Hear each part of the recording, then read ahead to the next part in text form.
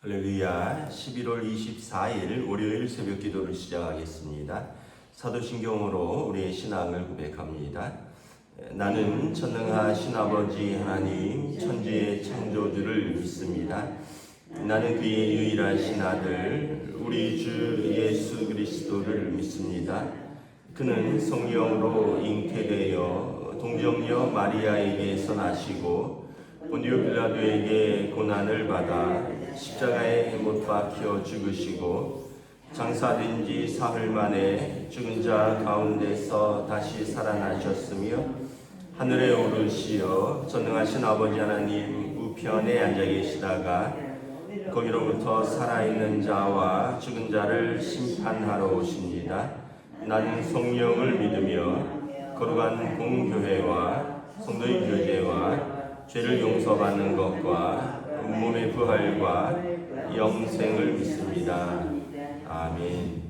찬송가 440장 찬양하시겠습니다. 찬송가 440장입니다.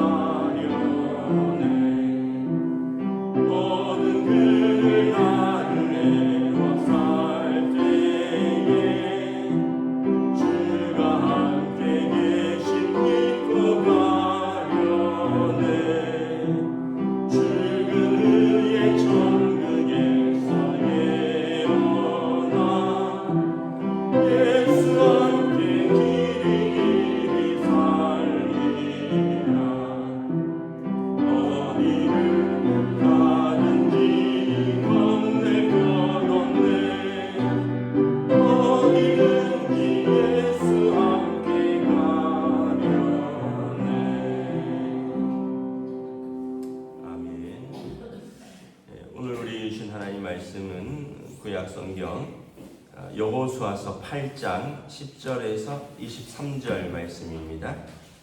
구약성경 여호수아서 8장 10절에서 23절까지 말씀입니다. 구약성경 330페이지입니다. 여호수아서 8장 10절에서 23절입니다. 여호수아가 아침에 일찍 일어나 백성을 점호하고 이스라엘 장로들과 더불어 백성에 앞서 아이로 올라가매 그와 함께한 군사가 다 올라가서 그 성읍 앞에 가까이 이르러 아이 북쪽에 진치니 그와 아이 사이에는 한 골짜기가 있더라. 그가 약 5,000명을 택하여 성읍 서쪽 베델과 아이 사이에 매복시키니 이와 같이 성읍 북쪽에는 온 군대가 있고 성읍 서쪽에는 복병이 있었더라. 여호수아가 그 밤에 골짜기 가운데로 들어가니 아이 왕이 이를 보고 그 성읍 백성과 함께 일찍 일어나 급히 나가 아라바 앞에 이르러 정한 때에 이스라엘과 싸우려 하나 성읍 뒤에 복병이 있는 줄은 알지 못하였더라. 여호수아와 온 이스라엘이 그들 앞에서 거짓으로 패한 척하여 광야길로 도망하매 그 그 성읍에 있는 모든 백성이 그들을 추격하려고 모여 여호수아를 추격하며 유인함을 받아 아이 성읍을 멀리 떠나니 아이와 베델에 이스라엘을 따라가지 아니한 자가 하나도 없으며 성문을 열어놓고 이스라엘을 추격하였더라. 여호와께서 여호수아에게 이르시되 내 손에 잡은 단창을 들어 아이를 가리키라. 내가 이 성읍을 내 손에 넘겨주리라. 여호수아가 그의 손에 잡은 단창을 들어 그 성읍을 가리키니 그의 손을 드는 순간에 복병이 그들의 자리에서 급히 일어나 성읍으로 달려들어와서 점령하고 그 성읍에 불을 놓았더라. 아이 사람이 뒤를 돌아본즉 그 성읍의 연기가 하늘에 닿은 것이 보이니 이 길로도 저 길로도 도망할 수 없이 되었고 광야로 도망하던 이스라엘 백성은 그 추격하던 자에게로 돌아섰더라. 여호수아와 온 이스라엘이 그 복병이 성읍을 점령함과 성읍의 연기가 오름을 보고 다시 돌이켜 아이 사람들을 쳐 죽이고 복병도 성읍에서 나와 그들을 치매 그들이 이스라엘 중간에 든지라. 어떤 사람들은 이쪽에서 어떤 사람들은 저쪽에서 쳐 죽여서 한 사람도 남거나 도망하지 못하게 하였고 아이 왕을 사로잡아 여호수아 앞으로 끌어왔더라. 아멘. 할렐루야. 새로운 하루, 새로운 한 주가 시작됩니다. 하나님께서 은혜와 평강으로 함께하여 주시기를 축복합니다. 오늘 말씀은 이제 토요일 말씀하고 연결되는데 이제 이스라엘 백성이 여호수아와 함께 가나안 땅에 이르러서 첫 번째 성인 여리고성을 성공적으로 점령을 했습니다. 첫 번째 성은 크고 견고한 성이고 주민도 많았고요. 그런데 이 두 번째 성 아이성의 전투에서는 오늘 이제 앞뒤로 이렇게 보면 이 여리고성에 비하면 턱없이 작은 성이다. 이제 주민이 12,000명이고 또 성도 작아서 그래서 이스라엘 정탐꾼들이 우리가 한 2,000~3,000명만 올라가도 충분히 이길 수 있겠습니다. 이렇게 했던 성이었죠. 근데 이제 그 결과적으로 아이성의 첫 번째 전투에서는 패했습니다. 이유는 뭐 여러 가지가 있는데 첫 번째는 그 아간이라는 사람이 여리고성의 전투에서 이제 하나님께 드리려고 했던 것을 자기가 취하는 그런 탐심으로 인하여서 뭐 금과 은과 외투를 취하였고 그곳으로 말미암은 불순종과 탐심이 원인이었고요. 두 번째는 백성들의 이제 교만함이었죠. 최선을 다하지 않고 2~3,000명만 올라가도 됩니다.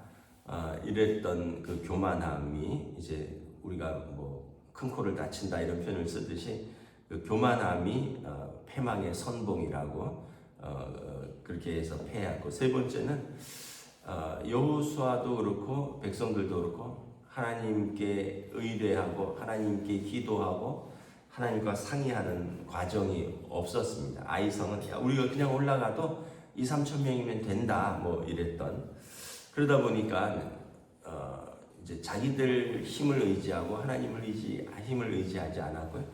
또 그런 면에서 최선을 다하지 않았던 거죠. 2~3,000명만 간다고 했으니까 일부만 간다고. 그런데 이제 아이성과의 첫 번째 전투에서 패하고 나서 여호수아가 땅에 엎드려서 펑펑 울었습니다. 하나님 앞에서 큰 회개를 했고 또 하나님 앞에서 이제 엎드리고 겸손히 기도하고 하나님께서 이제 여호수아에게 전략을 알려주시죠. 그러면서 성 뒤에 30,000명을 복병을 두고 또 성 서쪽에 5,000명을 숨겨두고 그리고 성 앞에서 싸우는 척하다가 도망가라. 그러면 아이성의 사람들이 지난번에 전투에서 도망가듯이 이번에도 도망가는구나 하고 성문을 열고 나오면 어느 정도 나왔을 때 성 뒤에 있는 복병들이 성에 들어가서 불을 놓고 그리고 불 놓는 게 이렇게 보이면 도망가던 사람들이 뒤돌아서 싸우라. 그럼 앞뒤로 막혀서 이제 그 아이성 군사들이 이제 포위돼서 뭐 이리도 못 가고 저리도 못 가고 결국은 이기게 될 것이다. 하나님께서 아주 세밀하게 전략을 알려주세요. 뭐 어디에다 3만 명 숨기고 서쪽에 5천 명 숨기고 뭐 앞에서 싸우는 척하다가 도망가다가 어느 정도 되면 다시 돌이켜 싸우고 하나님이 아주 세밀하게 이렇게 알려주십니다. 그러니까 이제 여호수아의 지혜를 넘어서는 이제 하나님의 지혜가 이 전쟁에 개입된 거죠. 그리고 그 사람들이 이제 최선을 다했다 그랬죠. 처음에 3천 명만 올라갔거든요. 근데 복병만 3만 명, 그다음에 뭐 서쪽에 5천 명, 복병만 이렇게 10배가 넘는 군사를 두었고 이제 앞에서 싸우는 사람들은 얼마나 될지 모르고, 그러니까 최선을 다하는 거죠. 그러니까 우리가 해야 할 일은 하나님께 기도하고 하나님께 지혜를 구하고 그다음에 우리는 최선을 다해서 해야 되는 거죠. 첫 번째 아이성의 전투에서는 하나님께 기도하는 것도 없었고 뭐 교만했고 이 정도면 충분합니다 하다가 이제 크게 당했고, 이번에는 기도하고 아주 최선을 다하고 전 이제 군인들이 동원되는 것을 볼 수 있습니다. 10절에도 보면 여호수아가 아침에 일찍 일어나 백성을 점호하고, 그러니까 지휘관이 제일 먼저 일어나서 싸울 군인들의 숫자를 세고 무기들을 점검하고 싸울 준비를 하고, 또 이스라엘 장로들과 더불어 백성이 앞서 아이로 올라가매 여호수아와 이스라엘의 장로들이 지도자들이 제일 앞장서서 싸우러 올라가는 것이죠.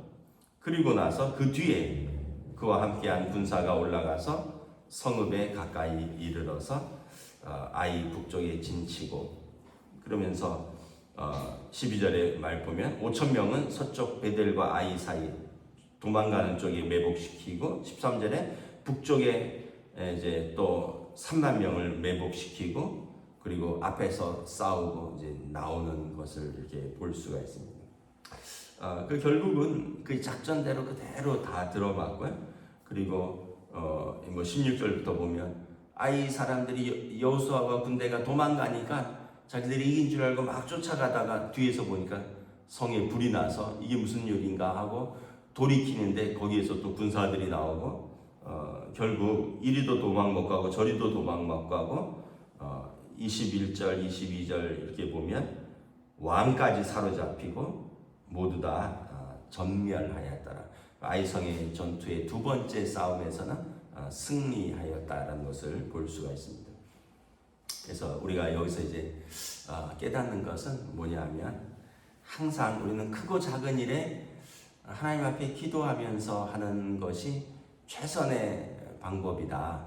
큰 일이니까 기도하고 작은 거는 그냥 내가 해도 되겠다. 그런데 오히려 여러분 작은 것에서 넘어질 수가 있다라는 거예요. 그래서 큰 일이든 작은 일이든 우리는 집안일이든 뭐 교회 일이든 뭐 회사 일이든 크고 작은 일에 항상 하나님 앞에서 기도하면서 의논하고 살아가는 사람들이다.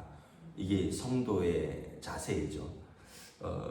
여러분 그 자녀들이 크고 작은 일을 부모랑 상의할 때 기쁘지 않습니까? 예를 들면 뭐 아이들이 아빠 엄마한테 나 이번에 뭐 전공을 이런 공부를 해보려고 해요. 나 어떤 남자친구 어떤 여자친구 만나요. 나 이런 회사에 이력서 넣어볼라 그래요. 나 뭐 이제 뭐 이런 일로 나는 이제 뭐 앞으로 이런 일 하면서 먹고 살 거예요. 이런 거 상의하면은 기쁘잖아요. 근데 그런 상의가 없이 어느 날 와서 나 이 학교 갈 거예요. 어느 날 와서 나 이 사람과 결혼할 거예요. 어느 날 와서 나 이 직장에 다녀요. 어느 날 와서 나 이 직장 퇴사했어요. 뭐 이러면은 부모가 왜 있어요? 의논하고 또 같이 고민하고 또 때로는 필요하면 도와주고 또 기도하고 그러려고 부모가 있는 건데, 지가 나이 좀 들었고 다 컸다고 해서 한마디 상의도 없이 마지막에 와서 통보만 하면 그러면은 부모가 필요 없는 거죠. 하나님도 우리 부모잖아요. 우리 아버지시잖아요. 하늘에 계신 우리 아버지. 우리가 뭔가를 하는 데 있어서 다 상의하고 의논드리고 이게 기도잖아요. 그러면 하나님께서 우리에게 지혜를 주시고 또 갈 길을 알려주시고 오늘 전투에서처럼 세밀하게 알려주시죠. 그런데 우리가 그런 상의 없이 이번에는 아이성 우리 혼자 올라갈게요. 그리고 나서 전쟁에서 지고 뭐 하나님께서 이렇게 하라 했는데 이거는 뭐 아가는 개인적으로 이거는 뭐 내가 알아서 할게요 하고 이렇게 뭘 숨겨뒀다가 이것이 또 문제가 되기도 하고. 그래서 결국 우리는 크고 작은 일에 하나님 앞에 상의하는 하나님의 자녀들이다. 그래서 하나님께서는 우리가 수고하고 무거운 짐진 자들아 다 내게로 오라. 꼭 무거운 짐만 아니라 작은 짐도 가지고 주님께 오면 주님께서 우리의 짐을 맡아주시고 또 하나님의 지혜는 우리보다 크고 높고 깊고 넓고 그렇다 그랬잖아요. 그래서 우리가 아무리 좋은 지혜를 내도 세상을 창조하시는 분이 하나님이고 세상을 다스리시는 분이 하나님이시고 마지막에 세상을 심판하시는 분이 하나님이신데 우리가 아무리 고민하고 우리가 아무리 온갖 지혜를 다 해도 하나님의 지혜만 우리를 어떻게 따라갈 수 있겠습니까? 왜냐하면 하나님께서 만드신 분이기 때문에 그런 거죠. 여러분 자동차를 만든 사람이 제일 잘하는 것처럼 우리가 하나님께 의논하는 것이 가장 중요한 일이다. 두 번째는 이제 의논했으면 순종해야 되는 거죠. 하나님께서 여호수아에게 세밀하게 알려줬어요. 북쪽에 3만 명 매복시키고 서쪽에 5천 명 매복시키고 앞에서 싸우다가 후퇴하고 그래서 성문 열고 나오면 이제 매복한 군사들이 들어가서 불을 놓고 지금 여호수아가 그대로 하잖아요. 그죠? 그대로 해서 승리하는 것을 바라봅니다. 근데 만약에 여호수아가 다 들었는데 북쪽에 3만 명은 너무 많아. 그래서 한 5천 명만 두자. 그리고 앞에서도 뭐 싸우다가 여기 보면 하나님께서 18절에 여호수아에게 내 손에 쥐은 단창을 들어서 아이를 가리키라. 하나님께서 이제 그 반격할 시점까지 알려주시는데 여호수아가 이제 자기 생각에 이쯤 돼서 반격하자 하면은 아이성 사람들이 막 나왔다가 너무 멀리 안 나왔다가 쏙 들어가 버리면 또 안 되잖아요. 하나님께서 다 알려주신데 여호수아가 순종하지 않고 자기 임의로 판단하고 또 거기에 부분적인 순종이 있고 이러면 또 이렇게 중간에 어려움이 있는 거죠. 그래서 우리가 순종에는 쉽진 않지만 온전한 순종으로 나아가는 것이 필요하다. 부분적인 순종은 또 반대로 말하면 부분적인 불순종이거든요. 그러니까 우리는 하나님 앞에서 온전한 순종을 하려고 애를 써야 된다. 우리가 온전한 순종을 하다가 실수하는 것은 하나님께서 도와주시지만 우리가 의도를 가지고 요거는 하고 요거는 안 하고 부분적으로 불순종하겠다 하면 어떻게 하나님께서 개입하실 방법이 없어요. 왜냐하면 우리가 의도를 가지고 이런 것은 불순종하는 거니까. 근데 우리가 순종하다가 일어나는 실수들은 그 하나님이 책임져 주시는 거죠. 그래서 첫 번째는 온전한 하나님을 의뢰하고 크고 작은 일에 기도하는 것이고 두 번째는 우리가 크고 작은 것에 순종하는 것이 필요하다. 그래서 기도와 순종은 이렇게 연결되는 거죠. 기껏 기도하고 내 뜻대로 행하면 기도 왜 했어요? 그래서 기도했으면 순종하는 것이다. 그래서 이것이 믿음의 삶이라는 것을 보여줍니다. 여리고성 싸움에서는 순종했거든요. 왜냐하면 그 사람들이 그 큰 성읍을 어찌할 줄 모르니까 하나님 앞에서 그냥 하나님 그대로 다 했거든요. 성 6바퀴를 묵묵히 돌고 7번째 날에는 7바퀴를 돌고 나팔을 불면 소리를 지르고 그대로 했을 때는 성이 무너졌는데 아이성과의 싸움에서는 순종이 없었다라는 것을 보여주는 것입니다. 그래서 작은 일이라고 내 마음대로 해서도 안 되고 또 큰 일이라고만 하나님께 엎드릴 게 아니라 우리는 크고 작은 일에 순종하는 성도들 그리고 기도하는 크고 작은 일에 기도하는 것이 결국은 하나님의 뜻을 이루는 하나님의 자녀의 모습이다라는 것을 아이성의 전투에서 알려주는 것을 바라봅니다. 또 우리의 삶 전체를 보면 우리가 부분적인 순종일 때가 많았던 것을 고백합니다. 저도 그런데 여러분들도 그러지 않을까. 왜냐하면 우리가 하여튼 고집도 세고요, 자아도 강하고요, 또 뭐 유혹에 넘어지기도 하고요, 또 감정에 또 자기 감정에 휩쓸리기도 하고. 그래서 우리는 항상 좀 부분적인 순종이다 보니 때로는 부분적인 은혜와 승리를 맛보는데 또 부분적으로 불순종의 쓰라림과 실패와 또 고통도 맛보죠. 그래서 우리가 살아가면서 느끼는 것은 계속 하나님 신뢰하고 온전한 순종이 살 길이다, 이걸 고백하는 것입니다. 오늘 하루 또 우리의 남은 여생 주님과 동행하며 주님 이끄심을 따라 사는 저와 여러분 되시기를 우리 주님의 이름으로 축복합니다. 기도하겠습니다.